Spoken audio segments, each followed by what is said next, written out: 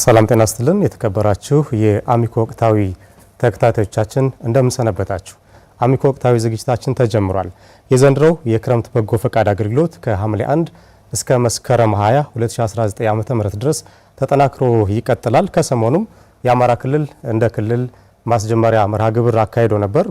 በዚህ ዓመት ከ8 ሚሊዮን በላይ ዜጎች እንደ ክልል በሂደቱ ይሳተፋሉ ተብሎ ነው የሚጠበቀው። የዛሬው አሚኮ ወቅታዊ ዝግጅታችንም የክረምት በጎ ፈቃድ ላይ ያደርጓል። በተለይ በቆይታችን የክረምት በጎ ፈቃድ እንዴት ይመራል የሚለውን በስፋት እናስቃኛችኋለን። እንግዶችን ጋብዣለሁ። ዶክተር መስፍን አበጀ በአማራ ክልል ብልጽግና ፓርቲ ቅርንጫፍ ጽህፈት ቤት የዲሞክራሲ ባህል ግንባታ ዘርፍ ኃላፊ፣ እንዲሁም ደግሞ የአቶ ዘላለም አረጋ የአማራ ክልል ሴቶች ወጣቶችና ማህበራዊ ጉዳይ ቢሮ ምክትል ኃላፊ አብረውን ቆይታ ያደርጋሉ። ምርጫችሁን የአማራ ሚዲያ ኮርፖሬሽን እንድታደርጉ በአክብሮት ምጋብዛችሁ የፕሮግራሙ አዘጋጅ ጻድቁ አላምረው ነኝ። አብራችሁን ቆዩ።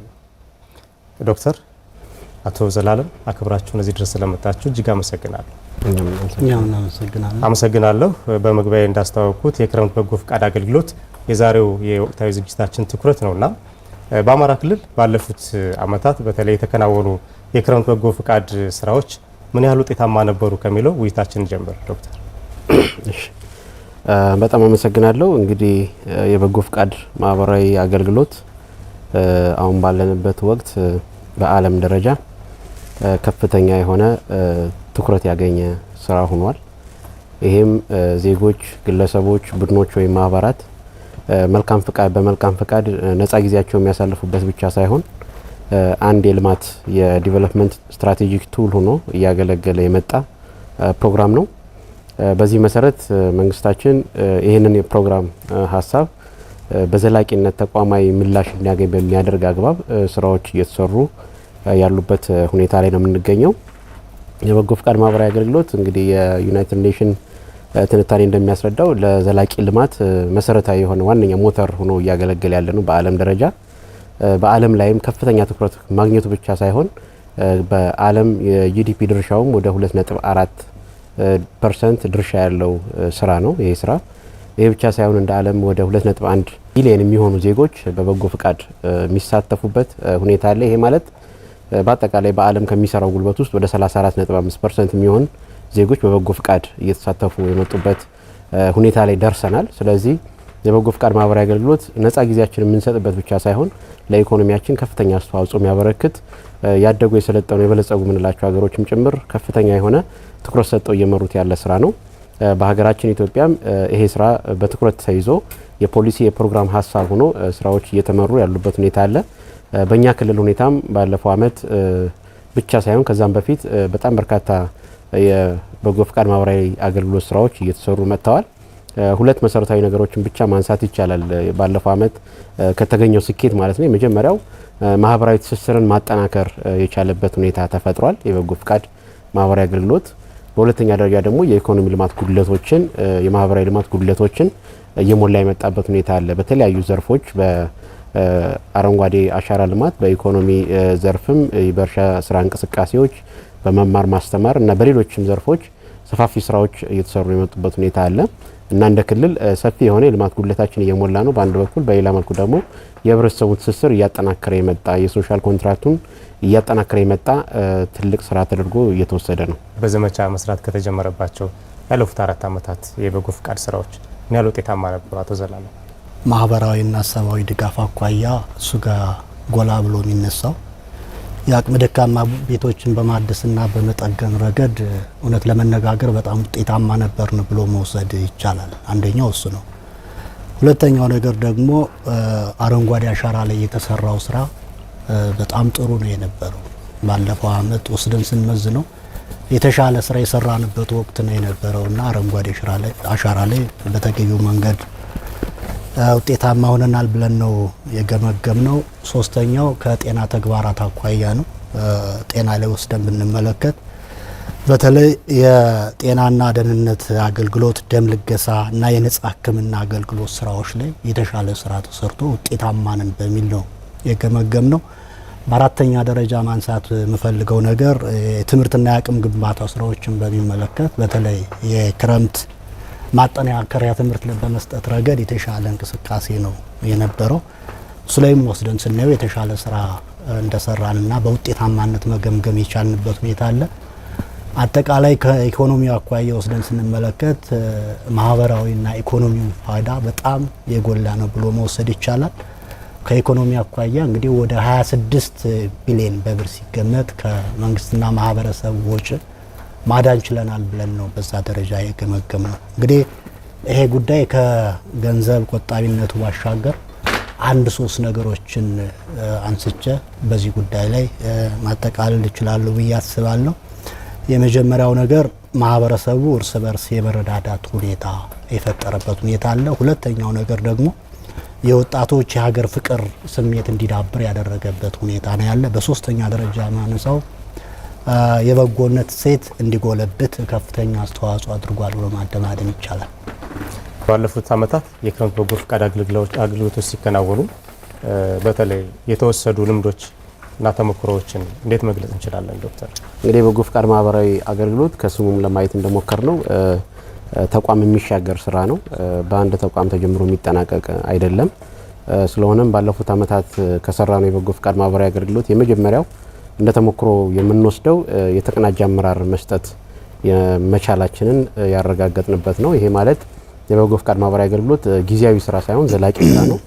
ዘላቂ ስራ ከሆነ ደግሞ ተቋም ያስፈልገዋል፣ እቅድ ያስፈልገዋል፣ ክትትልና ድጋፍ የሚደረግበት ስርዓት ያስፈልገዋል።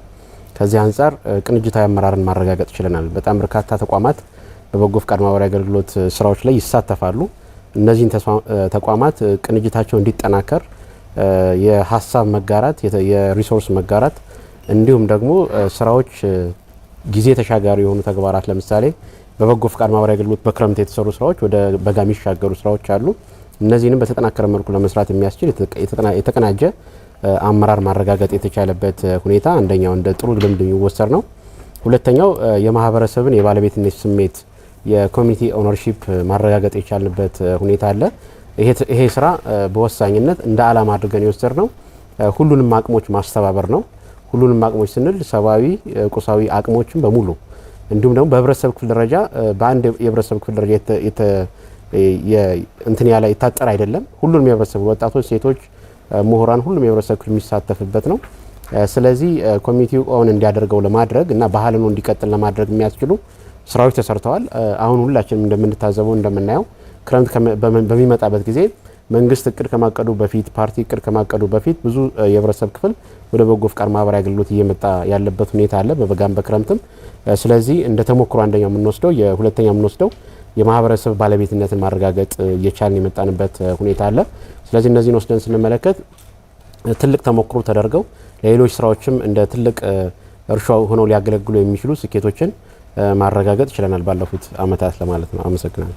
በዚህ አመት የበጎ ፈቃድ አገልግሎት እንደ ሀገር አቀፍ ደረጃ ከሐምሌ 1 ጀምሮ እስከ ቀጣይ መስከረም 20 2019 ድረስ እንደሚቀጥል ነው መርሃ ግብሩ የሚያሳየው። እንደ ክልል በቅርቡ ርዕሰ መስተዳድሩ በተገኙበት የማስጀመሪያ መርሃ ግብር አከናውናቸዋልና አቶ ዘላለም በዚህ አመት ምን ምን ተግባራትን ለመስራት ነው የታቀደው?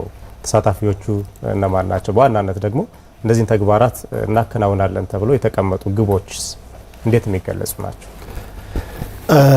መልካም እንግዲህ በጎነት ለኢትዮጵያ ከፍታ በሚል መሪ ቃል ነው በዚህ አመት አቅደን ወደ ንቅናቄ የገባ ነው። እንደተባለው አሁን ላይ ወደ አጠቃላይ ስራዎችን በሚመለከት አቅደን ርዕሰ መስተዳድሩን በተገኘበት በባህር ዳር ከተማ አስተዳደር የንቅናቄ መድረኮች ተካሂደዋል።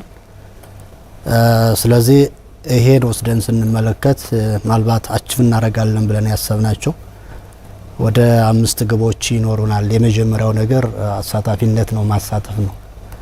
ከማሳተፍ አኳያ ወደ 9.8 ቢሊዮን አካባቢ ማህበረሰብ እናሳትፋለን ብለን በእቅዳችን ይዘን እየተንቀሳቀስ ነው የምንገኘው። ተጠቃሚ እናደርጋለን ብለን ያሰብናቸው የማህበረሰብ ክፍሎች ደግሞ ከ15 ሚሊዮን በላይ የማህበረሰብ ክፍሎች ልዩ ልዩ የማህበረሰብ ክፍሎች ተጠቃሚ እናደርጋለን ብለን ነው እየተንቀሳቀስን ያለነው። እንደገና ደግሞ አገልግሎቱን ወስደን በገንዘብ ስንተመን ከ20 ቢሊዮን በላይ የሚሆን ብር ከመንግስትና ከማህበረሰብ ወጪ እናድናለን ብለን በእቅዳችን አቅደን እየተንቀሳቀስን ያለንበት ሁኔታ ነው ያለ። እንግዲህ በአራተኛነት የያዝነውና በግብ ያስቀመጥነው ደግሞ የወሰን ተሻጋሪ የሚባል በጎ ፈቃድ አገልግሎት አለ። ወጣቶች የሚሳተፉበትና ወሰን ተሻግረው አገልግሎት የሚሰጡበት ነው። እሱን እንደ አንድ ግብ አስቀምጠን እየተንቀሳቀስ ነው የምንገኘው። የመጨረሻው ደግሞ ሞዴል ወረዳ መፍጠር በሚል በአምስተኛ ደረጃ በግብ አስቀምጠን ነው እየተንቀሳቀስ የምንገኘው። እንግዲህ እነዚህን 5 ግቦች አቺቭ እናደርጋለን ብለን በዚህ ደረጃ እየሰራን ነው የምንገኘው። እንግዲህ ይሄን እቅድ ለማስፈጸም ወይም ደግሞ አቺቭ ለማድረግ ምን ምቹ ሁኔታዎች አሉ፣ በምን መንገድ ይፈጸማሉ ብለን ስናስብ የመጀመሪያው ነገር የሚዲያና ኮሚኒኬሽን ስራዎችን ወይም ደግሞ ዘመቻ መጠቀም መቻል አለብን። አምናም እንዳየ ነው ውጤታማ ስላደረገን ይህን ስልክ በተለይ እንጠቀማለን ብለን በእቅዳችን አስቀምጠን ነው እየተንቀሳቀስን የምንገኘው ማለት ነው።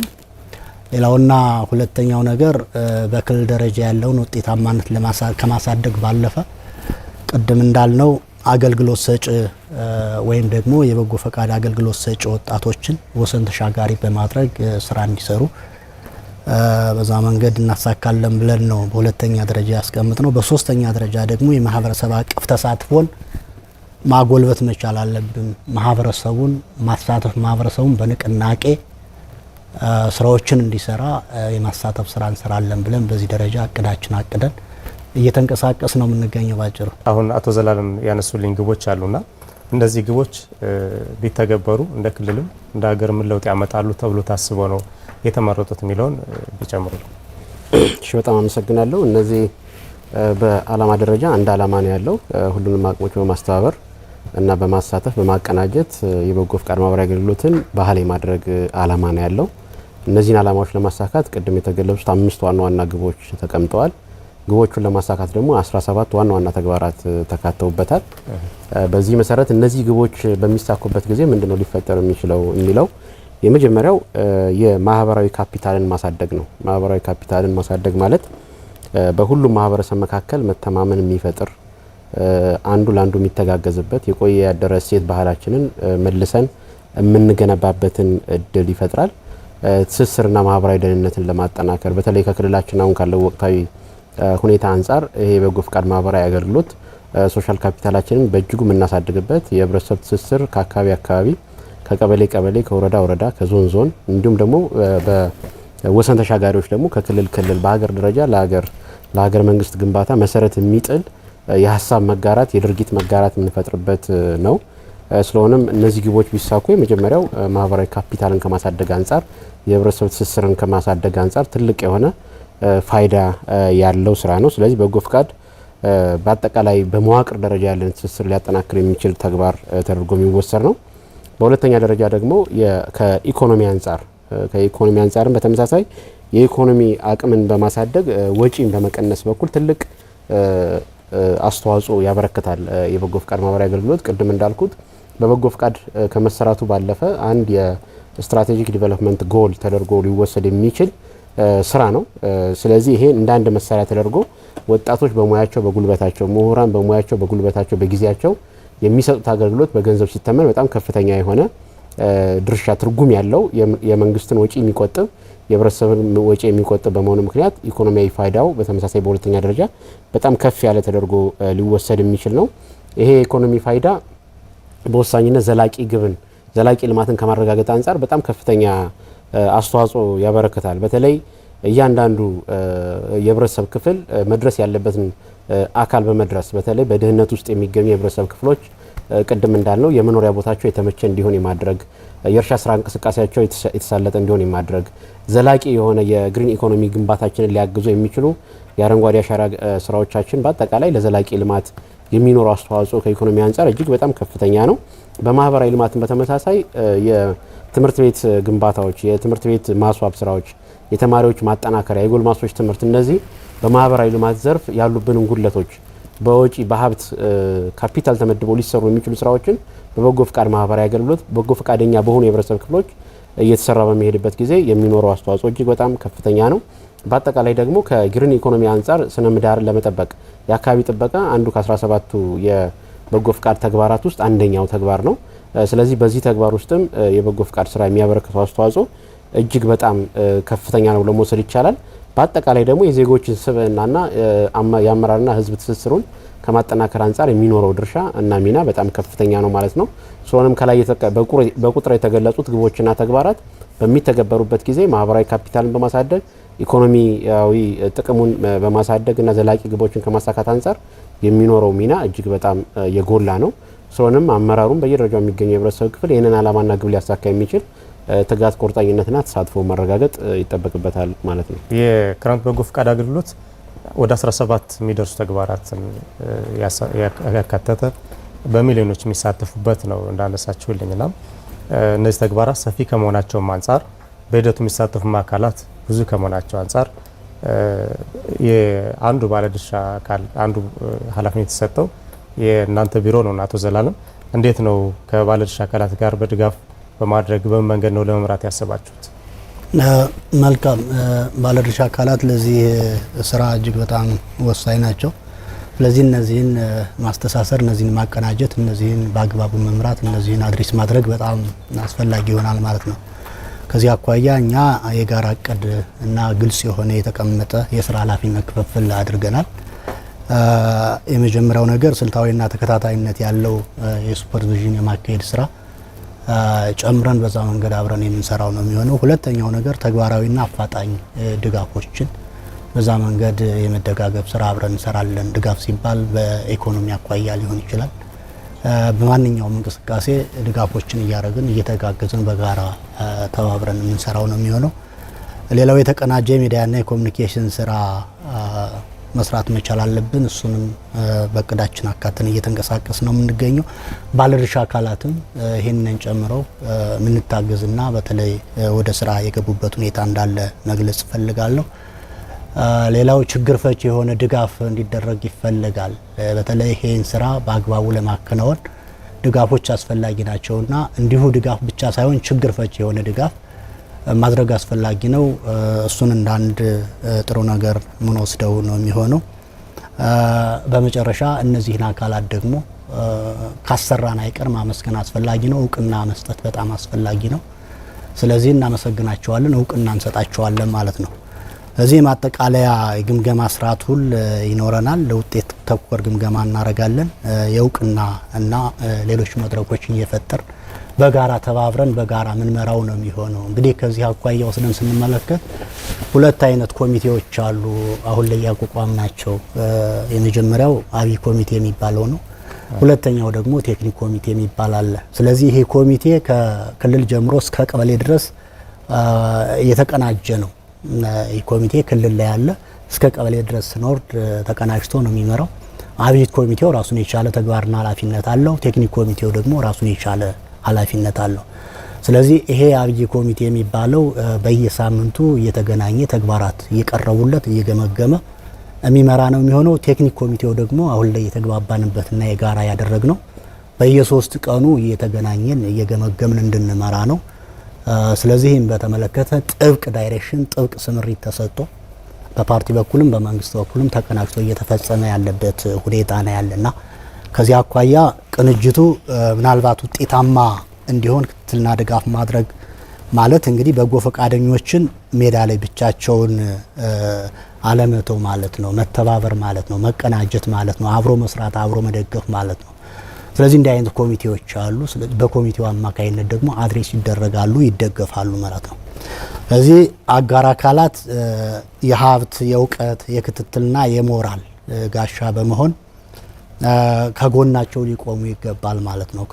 ከጎናቸው ሊቆሙ ይገባል እና የክረምት በጎ ፈቃድ አገልግሎቱ ምናልባትም ሀገራዊ ከፍታን የሚያረጋግጥ ታላቅ ማህበራዊ ካፒታል መገንባት ያስችላል ብለን ነው የምናስበውና ከዚህ አኳያ በዚህ አግባብ በጥብቅ ዲሲፕሊን እየተመራ ያለበት ሁኔታ እንዳለ መግለጽ ፈልጋለሁ ማለት ነው።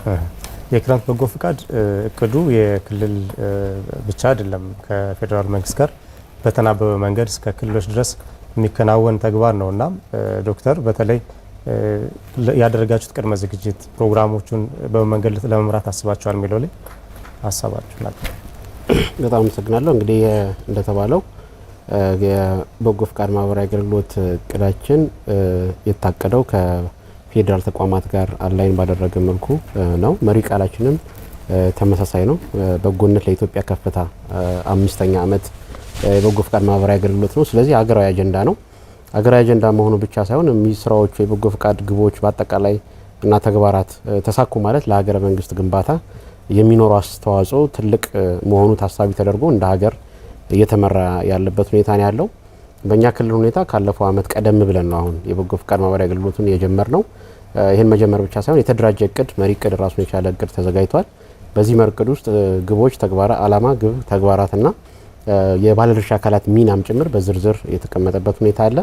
እንዲሁም ደግሞ በተቋም ደረጃ በሴቶች ህጻናትና ማህበራዊ ጉዳይ ቢሮ ደረጃ የተደራጀ እቅድ ተዘጋጅቶ ወደ ታች የወረደበት ሁኔታ አለ። ስለዚህ ይሄ እቅድ ከፌዴራል እስከ ቀበሌ ድረስ የተናበበ እቅድ ነው። የመጀመሪያው ከዝግጅት አንጻር የሚያስፈልገው እቅድ ማዘጋጀት ነው። በሁለተኛ ደረጃ ደግሞ ፕሮግራሙን በክልል ደረጃ ክቡር ፕሬዚዳንታችን አቶ አረጋ ከበደ በተገኙበት በባህር ዳር ከተማ በንቅናቄ ተጀምሯል። ይሄ ጅምር በሁሉም ዞኖቻችን ተስፋፍቶ እየቀጠለ ያለበት ሁኔታ አለ በዚህ ሳምንት። ስለዚህ የቅድመ ዝግጅት ስራዎቻችን በዚህ ሳምንት ተጠናቀው በተሟላ መልኩ የተቀመጡ 5 ግቦችንና የተቀመጡ 17 ዝርዝር ተግባራትን ማከናወን የምንጀምርበት ምዕራፍ ላይ ነው አሁን የምንገኘው። ይህንን ለማሳካት የሚያስችል ሁሉንም አይነት ቅድመ ዝግጅቶች አሁን ባለው ሁኔታ ተጠናቀዋል። የክትትልና ድጋፍ ስርዓታችን ምን መሆን አለበት የሚለው ተመልሶ አድሯል። ስለሆነም ውጤታማ በሆነ መልኩ ተግባሩን መምራት ነው የሚጠበቀው። ከዚህ አንጻር እንደ መንግስት እንደ ተቋም ይሄ ዝግጅት አለ። በህብረተሰብ ደረጃም በተመሳሳይ ባለፉት ዓመታት የነበረውን ልምድ ተከትሎ እና ልምዱን ይዞ ይህንን የበጎ ፍቃድ ማህበራዊ አገልግሎት ለራሱ የሚሰራ በበጎነት የሚሰራ ተግባር መሆኑን አምኖ እያንዳንዱ የህብረተሰብ ክፍል ተሳትፎውን ማረጋገጥ ይኖርበታል። እንደ መንግስት ግን ዝግጅታችንን ሙሉ ለሙሉ አጠናቀናል የሚለውን ለማንሳት ነው። የክረምት በጎ ፍቃድ አገልግሎት በተለይ በክልሉ ውጤታማ የሆን ዘንድ የብዙ ተቋማት ቅንጅት ይጠይቃልና ከግለሰብ ጀምሮ የመንግስታዊ ተቋማትም መንግስታዊ ያልሆኑ ድርጅቶችም የሚሳተፉበት እንደመሆኑ ሰፊ ቅድመ ዝግጅትም ቅንጅትም የሚጠይቅ እንደመሆኑ የባለድርሻ አካላት እርስ በርስ መናበብና ቅንጅት በምን መንገድ ምን መሆን አለበት ይላሉ አቶ ዘላለም? መልካም እንደተባለው ጠንካራ ማህበራዊ ትስስር የመፍጠር የመረዳዳት ባህልን ፋይዳ ወስደን ስንመለከት እንግዲህ በርካታ ነገሮችን ማንሳት እንችላለን። በተለይ እዚህ ላይ ማህበረሰባዊ ትስስር መፈጠር መቻል አለበት። እሱን ማጠናከር በጣም አስፈላጊ ነው የሚሆነው። እሱ ካልሆነ ውጤታማነቱ አጠያቂ ነው ሊሆን የሚችለው። ስለዚህ የመጀመሪያው ነገር የማህበራዊ ትስስር መፍጠር፣ እሱን አጠንክረን መሄድ በጣም አስፈላጊ ነው የሚሆነው። በዚህ ረገድ እንቅስቃሴዎች አሉ። እዚያ ጋር ተያይዞ ልዩነቶች ይኖራሉ። እነዛ ልዩነቶች እንዳይኖሩ ልዩነቶችን የማጥበብ ስራ መሰራት መቻል አለበት ማለት ነው። እዚህ ጋር ተያይዞ የትውልድ ትስስር ስራ መሰራት መቻል አለበት። የትውልድን ማስተሳሰር እርስ በርስ ማስተሳሰር መቻል አለብን። የፍቅርና የክብር ድልድይ መገንባት መቻል አለብን ማለት ነው። ይሄ ሲሆን ስራው በአግባቡ እየተሳሰረ እየተቀናጀ የምንፈልገውን ውጤት ማምጣት ይቻላል ማለት ነው። ህዝቡ የባለቤትነት ስሜት እንዲላበስ የምናደርገው በዚህ አግባብ ነውና እንዲህ አይነት እንቅስቃሴዎችን ማድረግ አስፈላጊ ነው የሚሆነው። ከዛ ባለፈ የመረዳዳትና በተለይ የመደጋገብ ባህልን ማሳደግ መቻል አለብን። እሱን ስናደርግ ውጤታማነቱ እየጎላ ይሄዳል። የጥንት ሴቶቻችን ማነቃቃት በተለይ ብዙ ሴቶች አሉን በነገራችን ላይ አሁን ላይ ብዙም ባይሆን እየተሸረሸሩ ይመጡና እነሱን ለማጎልበት እሱ ላይ ስራ መስራት መቻል አለብን። ሴቶቻችን ምንድናቸው የሚለውን ነገር መጀመሪያ ፈጥኖ መለየት፣ ከለየም በኋላ ደግሞ እነዛ ሴቶች በተገቢው መንገድ እንዲቀጥሉ ስራ መሰራት መቻል አለበት። ከዚህ አኳያ እንዲህ አይነት እንቅስቃሴዎችን አጠናክሮ መቀጠል በጣም አስፈላጊ ነው የሚሆነው። ሁለተኛው የጋራ ጥቅምና ልማትን ማረጋገጥ መቻል አለብን። እንግዲህ ይህ ስራ ሲሰራ የምንጠቀመው ጥቅሙ የጋራ ነው ማለት ነው፣ የማህበረሰቡ ነው ማለት ነው። ስለዚህ ይህን ማረጋገጥ መቻል አለብን። የጋራ ችግሮችን ደግሞ በጋራ መፍታት መቻል አለብን፣ መጋራት መቻል አለብን። ያው በጋራ የምንጠቀም ከሆነ ችግሮችም ካሉ ደግሞ በጋራ እየተነጋገሩ ችግሮችን መፍታት በጣም አስፈላጊ ነው። እንዲህ አይነት ካልቸሮች እንዲህ አይነት ልማዶች አሁን ጥሩ እየመጡ ነው ያሉ። ይሄ የበጎ ፈቃድ አገልግሎት በተለይ የክረምት በጎ ፈቃድ አገልግሎት ክረምት ብቻ ሳይሆን በበጋውም ተጠናክሮ እየቀጠለ ያለበት ሁኔታ ነው ያለና አዘ ካልቸር እንደ ልምድ የተወሰደበት ሁኔታ አለና ይሄን ልምድ አጠናክሮ መቀጠል በጣም አስፈላጊ ነው። ብዙ ችግሮችን እየፈታንበት ስለሆነ ብዙ ማህበራዊ ችግሮችን እየፈታንበት ስለሆነ የተቋማትን ቅንጅት እናንሳ ዶክተር። በተለይ የክረምት በጎ ፍቃድ ከፌዴራል ጀምሮ ቀበሌ ድረስ ሊወርድ የሚችል ነው። ብዙ ተቋማት ተሳትፎ የሚጠይቅ ነው። ድንበር ተሻጋሪ ስራዎችን የሚጠይቅ ነው። ቅድም አቶ ዘላለም ሲያነሱ እንደነበሩትና በዚህ ረገድ ተቋማት ምን አይነት ቅንጅትና ዝግጅት ነው ማድረግ ያለባቸው? የእርስ በርስ ቅንጅታቸውስ ምን መምሰል አለበት? አመሰግናለሁ። እንግዲህ ቅንጅት በምንልበት ጊዜ የቅንጅት ጥያቄ የሚመለሰው በእቅድ ነው። በእያንዳንዱ ተቋማት እነዚህ 17 ተግባራት በርከት ያሉ ተቋማት ውስጥ ያሉ ተግባራት ናቸው። ስለዚህ የነዚህ በርካታ ተቋማትን ቅንጅት ለማሳለጥ ምላሽ የሚያገኘው እቅዱ ላይ ነው። ስለዚህ የሁሉም ተቋማት ተግባራት በአንድ እቅድ ተደራጅቷል። የበጎ ፍቃድ ማህበራዊ አገልግሎት የሚመራበት ፕሪንሲፕል አንድ እቅድ አንድ ሪፖርት የሚል ነው። ብዙ ተቋማት አሉ፣ ብዙ አደረጃጀቶች አሉ የሚሳተፉ። በዚህ ላይ የሚሳተፈው ግለሰብ ይሳተፋል፣ ማህበራት ይሳተፋሉ፣ የግል ድርጅቶች ይሳተፋሉ፣ የሃይማኖት ተቋማት ይሳተፋሉ፣ ተፎካካሪ ፓርቲዎች ይሳተፋሉ፣ ሲቪክ ማህበራት ሁሉ የሚሳተፉበት ስራ ነው። ነገር ግን ስራው የሚመራበት መንገድ ደግሞ አንድ እቅድ አንድ ሪፖርት ነው። ቅንጅታችን የሚረጋገጠው በአንድ እቅድ በአንድ ሪፖርት ነው። ስለሆነም ሁሉም ተቋማት ይህንን ግንዛቤ ይዘዋል። የእያንዳንዳቸው እቅድ ወደ አንድ ተቋም እቅድ መጥቷል። ስለሆነም ቅንጅቱን ለማሳለጥ በሚያስችል አግባብ የተደራጀ እቅድ የተቀመጠበት ሁኔታ አለ።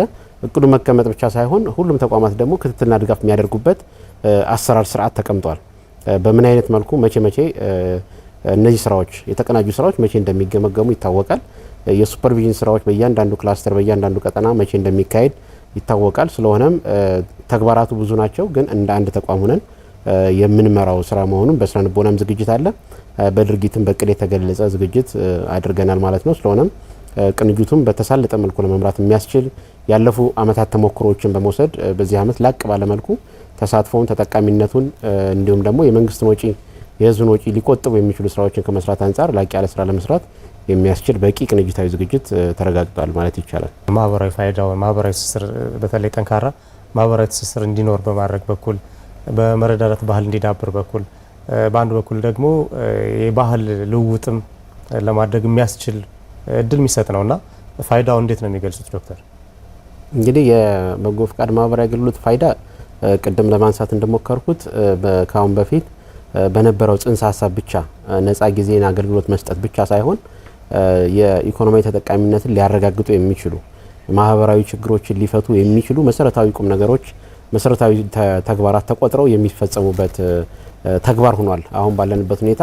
ስለዚህ ፋይዳው ከቁሳዊ ስራዎች ባሻገር ያለ ነው። የመጀመሪያው ማህበራዊ ትስስርን ከማጠናከር አንጻር በተለይ ከአሁን በፊት የነበሩን በርካታ ሴቶች አሉ። በባህል ደረጃ የመረዳዳት ባህል፣ የእቁብ፣ የእድር፣ የደቦ የሚባሉ በጋራ ሰርቶ ውጤት የማስመዝገብ ሲነርጂ የመፍጠር ይሄ ማለት አንድ ሲደመር አንድ ሁለት ሳይሆን አንድ ሲደመር አንድ ሶስት ነው የሚለው ምላሽ ሊሰጥ የሚችል ማህበራዊ እሴት ነበረን ካሁን በፊት። በሂደት ደግሞ እየላሉ የመጡ ናቸው። ስለዚህ ይሄ በጎ ፍቃድ ማህበራዊ አገልግሎት ይህንን ማህበራዊ ትስስር በከፍተኛ ሁኔታ የሚያሳድግ ተግባር ተደርጎ የሚወሰድ ነው። ስለዚህ ፋይዳው በቁጥር ከምንገልጻቸው ፊዚካል ስራዎች ባሻገር በህዝብ ስነልቦና ደረጃ ሊያጠናክር የሚችል ህዝብን ከህዝብ ሊያገናኝ የሚችል አካባቢን ከአካባቢ ሊያገናኝ የሚችል በድንበር ተሻጋሪ ስራዎቻችን ደግሞ ክልል ከክልል ሊያገናኝ የሚችልና ለሀገረ መንግስት ግንባታ ትልቅ ፋይዳ ያለው ስራ ነው ማለት። ስለዚህ እንድምታው ለሀገረ መንግስት ግንባታ አዎንታዊ አስተዋጽኦ የሚያበረክት በድርጊት የሚገለጽ የሀገር ግንባታ ስራ ነው ብለን መውሰድ እንችላለን። አቶ ዘላለም የዘንድሮ በጎ ፍቃድ አገልግሎት 5ኛ ዓመት ነውና 4 ዙሮች በዘመቻ ከዚህ በፊት ተከናውነዋል። ነገር ግን የበጎ ፍቃድ አገልግሎት ከዘመቻነቱ ወጥቶ በሰው አእምሮ ላይ በጎ መስራት መልካም እንደሆነ አሳሰቡ እንዲቀርጽ በማድረግ ረገድ ሰፊ ስራዎች መስራት ይጠበቃል ብዬ አስባለሁና በዚህ በኩል ያለፉት አመታት የተገበሩ ተግባራት የማህበረሰቡን አስተሳሰብ በመቅረጽ ረገድ ምን ለውጥ አምጥተዋል ይላሉ? ከዚህ አኳያ ብዙ ለውጦችን ነው እኛ ስንመለከት የነበረው። ቅድም ስንገልጽ እንደነበረው የመጀመሪያው ነገር የመረዳዳትና የመደጋገፍ ባህሉ ከፍ ብሏል። እውነት ለመነጋገር ማለት አሁን አብሮ መብላት ብቻ ሳይሆን አብሮ መስራት ተለምዷል። በእውነቱ አብሮ መደጋገዝ ማለት መተጋገዝ፣ መረዳዳት እና በጎን የሌላው ችግር የአንዱ ችግር የኔ ችግር ነው የሚል ካልቸር ነው አሁን እየመጣ ያለና ይሄን ወስደን ስንመለከተው ዝም ብሎ የመጣ አይደለም፣ ተሰርቶ ነው። በተለይ ቅድም ስንላቸው በነበር አግባብ በደንብ ትኩረት ተሰጥቶ ስለተሰራ የመጣ ለውጥ ነው ብለን ነው እኛ የምናስበው። ማለት አሁን ላይ በየትኛውም በተለይ አቅመ ደካሞችን በመደገፍ ረገድ እየተሰራ ያለው ስራ እና እየተፈጠረ ያለው መነቃቃት፣ እየተፈጠረ ያለው አንድነት፣ መስተጋብር በጣም ጥሩ ነው ብሎ መውሰድ ይቻላል። እና ይሄ የሆነው ደግሞ ከጊዜ ወደ ጊዜ አብሮ ተቀራርቦ በመስራታችን ነው ከወጣቱ ጋርና ከሁሉም ማህበረሰብ ጋር የሚል ሀሳብ ነው በእኛ በኩል ያለ። አሁን ክረምት እስከሚመጣ የሚጓጓ የማህበረሰብ ክፍል በጣም የትየለሌ ነው።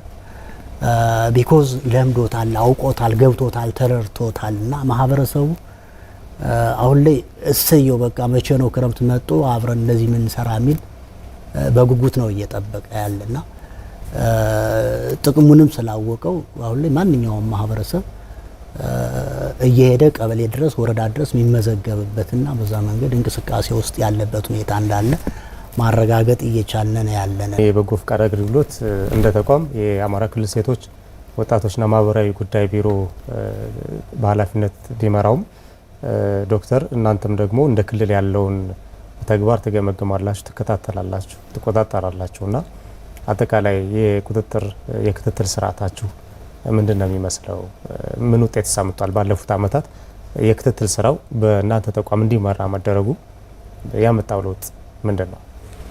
በጣም አመሰግናለሁ። እንግዲህ በተቋም ደረጃ ወይም ደግሞ በክልል ደረጃ የበጎ ፍቃድ ማህበራዊ አገልግሎት የሚመራባቸው አደረጃጀቶች አሉ። ክትትል ድጋፍ ለማድረግ እና ልምድ ለማለዋወጥ በስትሪንግ ኮሚቴ ደረጃ የተደራጀ ነው። በዚህ ስትሪንግ ኮሚቴ ውስጥ በርከት ያሉ ቢሮ ኃላፊዎች ይገኙበታል። ስትሪንግ ኮሚቴው የሚመራው ደግሞ በክልላችን የፓርቲ ጽሕፈት ቤት ኃላፊ የሚመራ ነው። በዛ ትይዩ ደግሞ የቴክኒክ ኮሚቴ የሚባል አለ፣ ተግባራትን እለት ከእለት የሚከታተል ይሄ በዲሞክራሲ ባህል ግንባታ ዘርፍ የሚመራ ነው። በዚህ ውስጥም በርከት ያሉ ተቋማት ከ10 ከ15 በላይ የሚሆኑ ቢሮዎች በዚህ ውስጥ አሉ። ስለዚህ የክትትልና ድጋፍ ስርዓታችን በእነዚህ ሁለት የኮሚቴ አደረጃጀቶች እንደ ክልል ይመራል ማለት ነው። የአንድ ተቋም ስራ አይደለም፣ ስራው የክልላዊ ስራ ነው። ይሄ አደረጃጀት በዞን ደረጃ አለ፣ ይሄ አደረጃጀት በወረዳ ደረጃ አለ፣ በቀበሌ አለ። ስለዚህ ከክልል ጀምሮ እስከ ቀበሌ ጠንካራ የሆነ መዋቅር፣ ጠንካራ የሆነ አደረጃጀት፣ እነዚህ አደረጃጀቶች የሚተገብሯቸው የተቆጠሩ ግልጽ የሆኑ ግልጽነት፣ ግንዛቤ የተያዘባቸው ዝርዝር ተግባራት ተካተዋል ማለት ነው። ስለዚህ እነዚህ ተግባራት ጥብቅ የሆነ ክትትልና ድጋፍ ይደረግባቸዋል። ምክንያቱም እነዚህ ተግባራት ቢሳኩ በግብ ደረጃ ያስቀመጥናቸው ተግባራት አሉ። የህብረተሰብን የኑሮ ደረጃ የማሻሻል፣ ማህበራዊ መስተጋብርና ትስስርን የማጠናከር፣ ዘላቂ ሰላምን የማረጋገጥ፣ ኢኮኖሚያዊ ልማትን የማረጋገጥ ስራዎች አሉበት በውስጡ። ስለዚህ እነዚህ ግቦች እንዲሳኩ ነው የክልሉ መንግስት ዋነኛ ፍላጎቱም ይሄ ነው።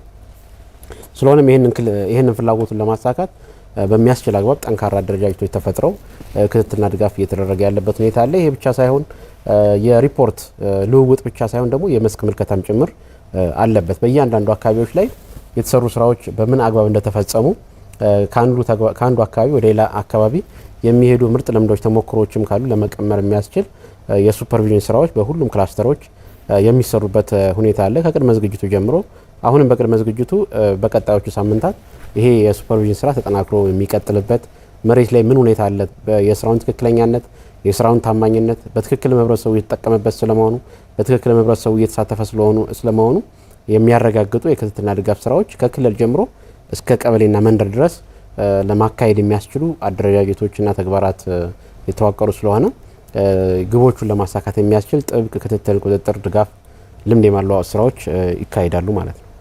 አቶ ዘላለም በዚህ የክረምት በጎ ፍቃድ አገልግሎት ከ15 ሚሊዮን በላይ ዜጎች እንደ ክልል ተጠቃሚ እንደሚሆኑ እቅዳችሁ ላይ አይተናል እና በተለይ በአገልግሎቱ በኩል ተገቢው ሰው ተገቢው አገልግሎት እንዲያገኝ በማድረግ ረገድ የመለየት ስራዎችን ቀድማችሁ አከናውናችኋል? እሱ ላይ የሚነሱ አንዳንድ ክፍተቶች ስላሉ በተለይ የአቅመ ደካሞች ቤት ማድረስና ሌሎቹ ላይ ተገቢው ተጠቃሚ ተገቢ ጥቅም እንዲያገኝ በማድረግ ረገድ ያደረጋችሁ ቅድመ ዝግጅት ምንድን ነው ይመስላል? ወይል ከዚህ አኳያ እንደተባለው የሚነሳሱ ነገሮች በየአመቱ ይኖራሉ። በተለይ ፍትሃዊነት ጥያቄ እንዲህ አይነት ነገሮችና እሱን ምናልባት መልስ ሊሰጥ በሚያስችል መንገድ የቅድመ ዝግጅት ስራዎች ተከናውነዋል። ኦልሬዲ እየተመራ ያለ አሁን ተግባሩ በኮሚቴ ነው የሚሆነው። ቅድም ስናስቀምጠው የነበረ አደረጃጀት አለ፣ የቴክኒክ ኮሚቴዎች አሉ። በሱ እየተገመገመ ምናልባትም አስፈላጊ የሆኑ ሰዎች ወደፊት እየመጡ እንዲያገኙ ነው መደረግ ያለበት። ችግረኛ የሆኑ ሰዎች ተለይተው በሱ መንገድ እየተገመገሙ ነው መስጠት ያለበት፣ መተላለፍ መቻል ያለበት። ስለዚህ ይህን ኦልሬዲ በእርግጥ በግልጽ ተነጋግረንበታል። ይሄ እንዳይሆን አስቀድመን የመከላከሉን ስራ መስራት መቻል አለብን። አስቀድመን የመዘጋጀቱን ስራ መስራት መቻል አለብን። እንግዲህ እነዚህ ኮሚቴዎች አሉ ኦልሬዲ በየቀበሌው ወይም ደግሞ በየወረዳው ይመለመላሉ። በየቀበሌው ሊሆን ይችላል። ከተመለመሉ በኋላ እነማን ናቸው በእርግጠኝነት ችግር ያለባቸው ሰዎች እነማን ናቸው የሚለው ነገር አይደንቲፋይ ይደረጋል፣ ይለያል። ከተለየ በኋላ ደግሞ የአካባቢው ማህበረሰብ ቁጭ ብሎ እውነት እነዚህ ትክክለኛ ችግር ያለባቸው ሰዎች ናቸው ወይ የሚለውን ያረጋግጣል። ካረጋገጠ በኋላ ወደ ቴክኒክ ኮሚቴው ይመጣል። ቴክኒክ ኮሚቴው ደግሞ ቁጭ ብሎ ካየ በኋላ አይ እውነትም እነዚህ ችግረኛ ናቸው ብሎ ካመነበት በዛ መንገድ ሊያስተላልፍላቸው ይችላል። ለምሳሌ ቤት እደላ ሊሆን ይችላል። እሱም በዛ መንገድ ነው እየተገመገመ በየደረጃው እየተገመገመ ነው የሚመራው እንጂ በዚሁ እንዲሁ በዘፈቀደ አይደለም የሚሆነው። እንደዛም ሆኖ ችግሮች አይነሱም አይቀጥሉም፣ አሁንም ጥያቄ አይነሳም የሚል የግምገማ ሀሳብ ማስቀመጥ ሊከብድ ይችላል። ግን በተቻለ አቅም ግን እኛ ይህን መንገድ እየቀነስን በዚህ መንገድ እየቀነስን ችግሮችን ለመፍታት ችግሮችን ወደ ተሻለ ፍትሃዊነት ለማምጣት ጥረት እያደረግን የምንመድበትን አሰራር ዘርግተናል የሚለውን ነገር መውሰድ በጣም ጠቃሚ ነው የሚሆነው። ዶክተር በተለይ የበጎ ፍቃድ ስራዎች የተረጋጋ ሰላም የሚፈልጉ ናቸውና አሁን ክልሉ ካለው ነባራዊ ሁኔታ አንጻር እነዚህ የበጎ ፍቃድ አገልግሎቶች ሁሉም ቦታዎች ላይ ተደራሽ የሆኑ ዘንድ ምን ስራዎች እየሰራችሁ ነው? ምን መስራት ይጠይቃል? ምናልባት ባለድርሻ አካላትም በዚህ ረገድ ቀድሞ ዝግጅት ማድረግ ያለባቸውም ካሉ ምንድን ነው ያለው ግምገማ? እሺ፣ አመሰግናለሁ። እንግዲህ ሁሉም ተግባራት የሚከወኑት ሰላማዊ አጠቃላይ ሁኔታ በሚኖርበት ጊዜ ነው። ክልላችንም የክልላችን መንግስትም አጠቃላይ የክልሉን ሁኔታ ሊቀይሩ የሚችሉ ስራዎች እየሰራ ያለበት ወቅት ላይ ነው የምንገኘው። በተለይ ዘላቂ ሰላምን ከማረጋገጥ አንጻር በእያንዳንዱ የህብረተሰብ ክፍል ደረጃ ምን መሰራት እንዳለበት ዝርዝር ተግባራትን አውርደን እየሰራን ነው። በተለይ ዘላቂ ሰላም የሚረጋገጠው በህብረተሰብ ተሳትፎ ነው የሚል እምነት አለን። ሰላም የሚረጋገጠው በሰላማዊ መንገድ ነው የሚል ክልላዊ እምነት አለ።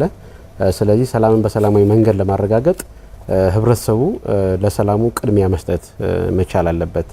ህዝብን ያሳተፈ ዘላቂ ሰላም የማረጋገጥ ፍላጎት ነው በክልል መንግስት ደረጃ ያለው። ስለዚህ ይህንን ፍላጎቱን ሊያረጋግጡ የሚችሉ ይህንን ፍላጎቱን እውን ሊያደርጉ የሚችሉ እቅዶች ናቸው በዝርዝር እየወረዱ እየተሰሩ ያሉት። ይህን ወደ በጎ ፍቃድ ማህበራዊ አገልግሎት እንኳን ስንመጣ ዋነኛ እንደ ግብ ስኬት አድርገን የምንወስደው ፊዚካል ስራዎቹን አይደለም። ፊዚካል ስራዎቹን ሳይሆን የበጎ ፍቃድ ማህበራዊ አገልግሎት በሚሰራበት ጊዜ ባለፉት 2-3 ዓመታት በክልላችን ያጋጠሙ ችግሮች ላይ የተፈጠሩ ቁርሾዎች አሉ። እነዚህን ቁርሾዎች ለመሻር የሚያስችል ወንድማማችነት እህትማማችነትን ለመገንባት የሚያስችል ቅራኔዎችን ሊፈታ የሚችል የበጎ ፍቃድ ማህበራዊ አገልግሎት በህብረተሰብ ደረጃ በጾታ በእድሜ ክልል ደረጃ ያሉ የህብረተሰብ ክፍሎች በጋራ እንዲሰሩ የማድረግና ማህበራዊ እሴቱን የመገንባት ግብ ነው ያለው። ስለሆነም ዘላቂ ሰላሙን ለማረጋገጥ የሚያስችል ግብአት ሆኖ የሚያገለግል ስራ ነው የስራ በአጠቃላይ። እንዲሁም ደግሞ የበጎ ፍቃድ ማህበራዊ አገልግሎት በክልላችን በሁሉም አቅጣጫዎች በሁሉም ቀበሌዎቻችን የሚሰራ ስራ ነው። ህብረተሰቡን ተጠቃሚ የምናደርገው መርጠን አይደለም። ለሁሉም የህብረተሰብ ክፍል ሊቀርብ የሚችል የሁሉም የህብረተሰብ ክፍል ጥቅም ሊያረጋግጥ የሚችል በተለይ ደግሞ ተጋላጭ ሆኑ በበጎ ፍቃድ ማህበራዊ አገልግሎት አድሬስ ሊደረስላቸው የሚገቡ የህብረተሰብ ክፍሎችን በሙሉ አድሬስ ለማድረግ የታቀደ ስለሆነ ይሄንን አላማ ይሄንን በጎነት በአጠቃላይ የነጻ ፍላጎትና የፈቃደኝነት ጉዳይ ነው። ስለሆነ በነጻ ፍላጎትና ፈቃደኝነት የሚተገበር ስራ ስለሆነ ይሄንን ስራ ሊያደናቅፍ የሚችል ኃይል ይኖራል ብለን አናስብም። ይሄንን ስራ ለማደናቀፍ የሚንቀሳቀስ ኃይል ካለም ከህብረተሰቡ በተቃራኒ የቆመ የህብረተሰብን ጥቅም ለማረጋገጥ የህብረተሰብን ኢኮኖሚያዊ ሆነ ማህበራዊ ተጠቃሚነት ለማረጋገጥ የሚሰራ ሳይሆን ህብረተሰቡን የሚጨቁንና ህብረተሰቡን ተጠቃሚነት የሚጎዳ ድርጊት መሆኑን በማመን ሁሉም የህብረተሰብ ክፍል የተለያየ ዓላማና ፍላጎት ሊኖረው ይችላል። በወሳኝነት ግን ህብረተሰቡን ጥቅምና ፍላጎት ሊያረጋግጡ የሚችሉ ስራዎችን መገደብ ማስተጓጎል አይጠበቅም ማለት ነው። እንደ መንግስት ደግሞ ይሄ ነገር እውን እንዲሆን አስፈላጊውን ሁሉ ስራዎች ለመስራት ዝግጅት ያደረገበት ሁኔታ ነው ያለው። ስለሆነም የበጎ ፍቃድ ማህበራዊ አገልግሎትን የሚያደናቅፉ ምንም አይነት ነገሮች ቢኖሩ በቅድሚያ ችግሩን መፍታት ያለበት ማህበረሰቡ ነው።